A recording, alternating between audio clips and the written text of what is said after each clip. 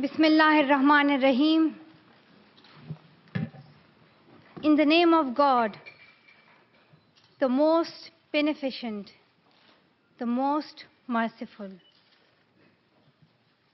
Honorable UN Secretary General, Mr. Ban Ki-moon, respected President General Assembly, Vok Yaramich, Honorable UN Envoy for Global Education, Mr. Gordon Brown, respected elders, and my dear brothers and sisters, Assalamu alaikum. Thank you. Today, it is an honor for me to be speaking again after a long time. Being here with such honorable people is a great moment in my life. And it's an honor for me that today I'm wearing a shawl of Benazir Bhutto Shaheed. I don't know where to begin my speech. I don't know what people would be expecting me to say. But first of all, thank you to God, for whom we all are equal. And thank you to every person who has prayed for my fast recovery and a new life. I cannot believe how much love people have shown me.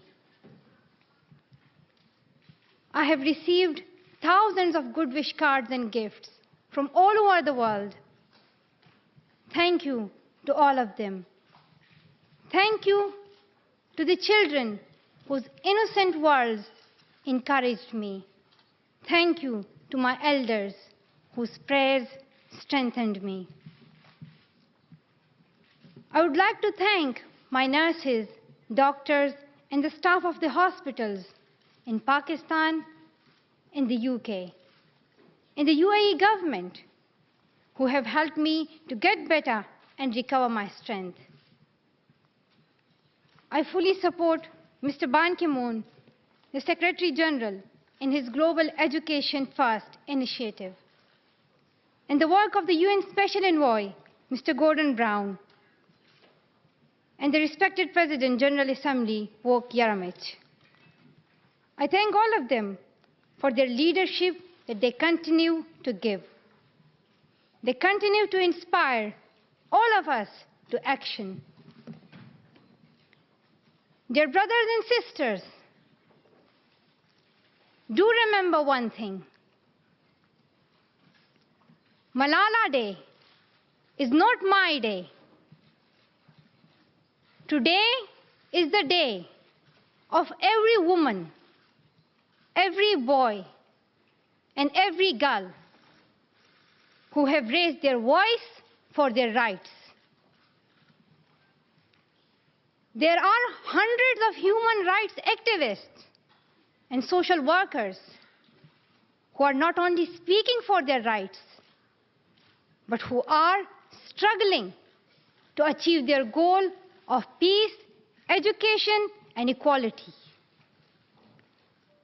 Thousands of people have been killed by the terrorists, and millions have been injured. I'm just one of them. So here I stand. One girl among many.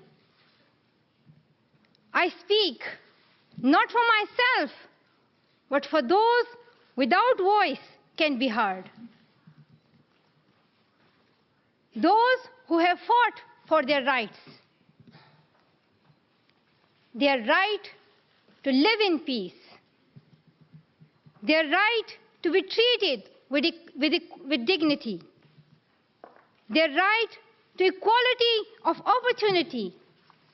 Their right to be educated. Dear friends, on the 9th of October 2012, the Taliban shot me on the left side of my forehead. They shot my friends too. They thought that the bullet would silence us. But they failed. And out of that silence came thousands of voices.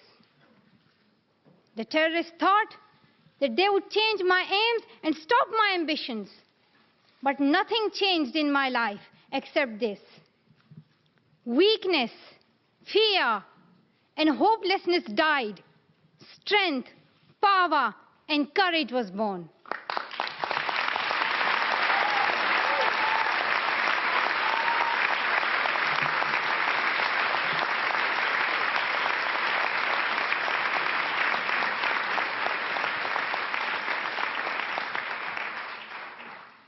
I am the same Malala. My ambitions are the same. My hopes are the same. And my dreams are the same. Dear sisters and brothers, I'm not against anyone. Neither am I here to speak in terms of personal revenge against the Taliban or any other terrorist group. I'm here to speak up for the right of education of every child.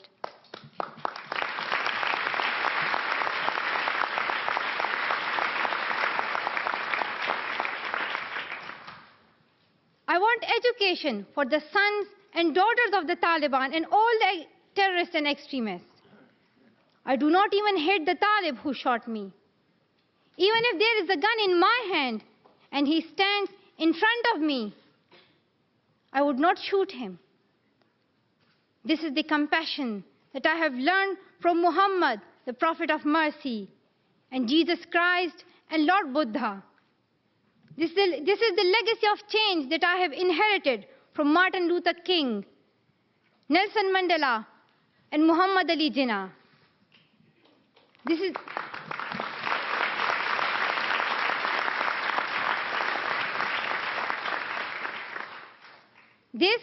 the philosophy of non-violence that I have learned from Gandhiji, Bacha Khan, and Mother Teresa. And this is the forgiveness that I have learned from my father and from my mother. And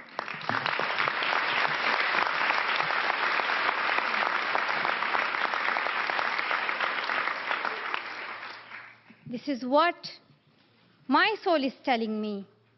Be peaceful and love everyone. Dear sisters and brothers, we realize the importance of light when we see darkness. We realize the importance of our voice when we are silenced. In the same way, when we were in Swat, the north of Pakistan, we realized the importance of pens and books when we saw the guns.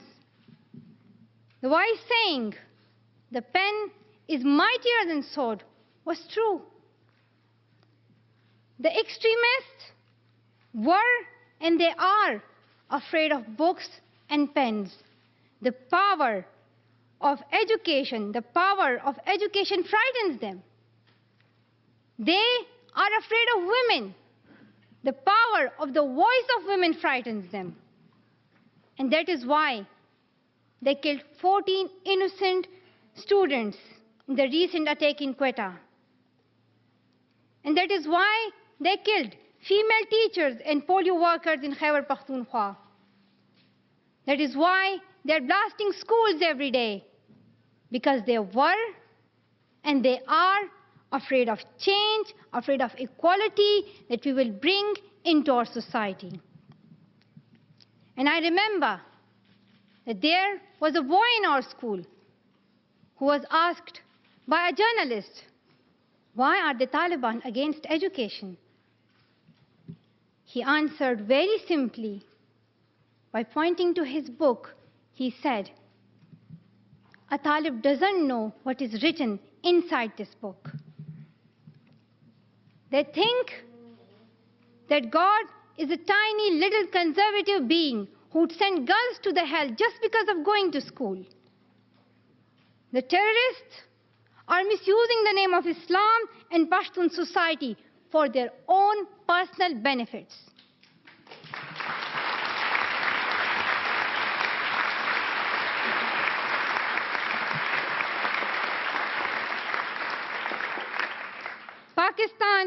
is a peace-loving democratic country. Pashtuns want education for their daughters and sons.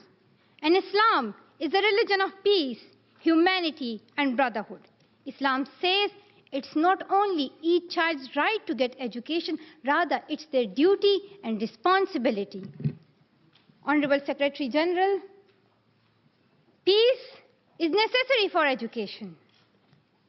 In many parts of the world, especially Pakistan and Afghanistan, terrorism, wars, and conflicts stop children to go to their schools. We are really tired of these wars. Women and children are suffering in many ways in many parts of the world.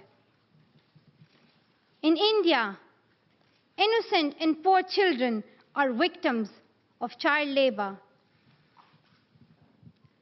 Many schools have been destroyed in Nigeria. People in Afghanistan have been affected by the hurdles of extremism for decades. Young girls have to do domestic child labor and are forced to get married at early age. Poverty, ignorance, injustice, racism, and the deprivation of basic rights are the main problem faced by both men and women. Dear fellows, today I'm focusing on women's rights and girls' education because they're suffering the most. There was a time when women social activists asked men to stand up for their rights, but this time we will do it by ourselves.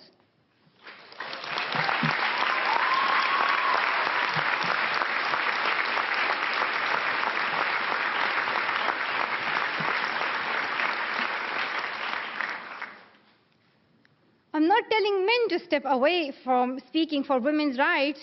Rather, I'm focusing on women to be independent, to fight for themselves. So, dear sisters and brothers, now it's time to speak up. So today, we call upon the world leaders to change their strategic policies in favor of peace and prosperity. We call upon the world leaders that all the peace deals must protect women's and children's rights. A deal that goes against the rights of women is unacceptable.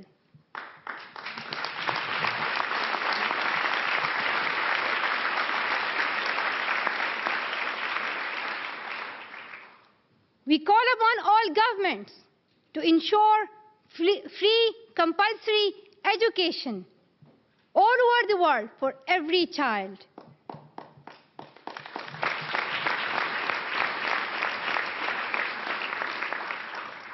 We call upon all the governments to fight against terrorism and violence, to protect children from brutality and harm. We call upon the developed nations to support the expansion of educational opportunities for girls in the developing world. We call upon all the communities to be tolerant, to reject prejudice based on caste, creed, sect, color, religion, or gender, to ensure freedom and equality for women so that they can flourish. We cannot all succeed when half of us are held back. We call upon our sisters around the world to be brave, to embrace the strength within themselves and realize their full potential. Dear brothers and sisters, we want schools and education for every child's bright future. We will continue our journey to our destination of peace and education. No one can stop us. We will speak up for our rights, and we will bring change through our voice. We believe in the power and the strength of our words. Our words can change the whole world because we are all together, united for the cause of education. And if we want to achieve our goal, then let us empower ourselves with the weapon of knowledge. And let us shield ourselves with unity and togetherness. Dear brothers and sisters, we must not forget that millions of people are suffering from poverty, injustice, and ignorance. We must not forget that millions of children are out of their schools.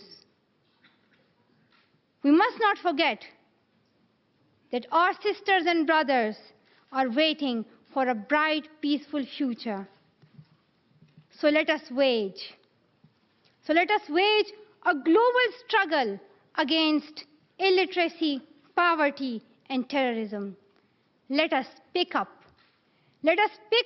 our books and our pens. They are our most powerful weapons.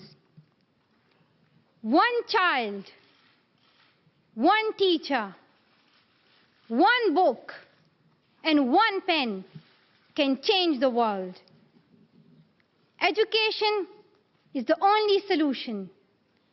Education first. Thank you.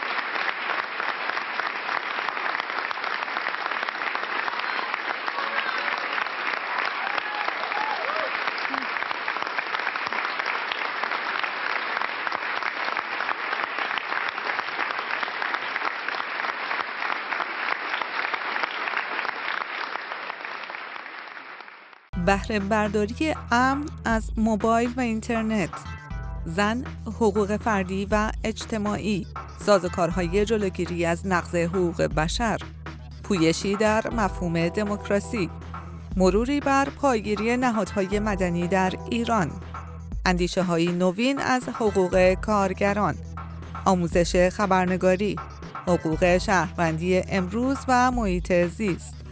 توانا، رایگان توانایی ما را به سمت انسان امروزین جهانی متمدن تازه می کند. برای شرکت در این کلاس ها به توانا.org بروید و با جیمیل مستعار ثبت نام کنید. از طریق فیسبوک، توییتر و شبکه یوتیوب می توانید آموزشکده توانا را دنبال کنید. توانا آموزشکده است برای جامعه مدنی ایران.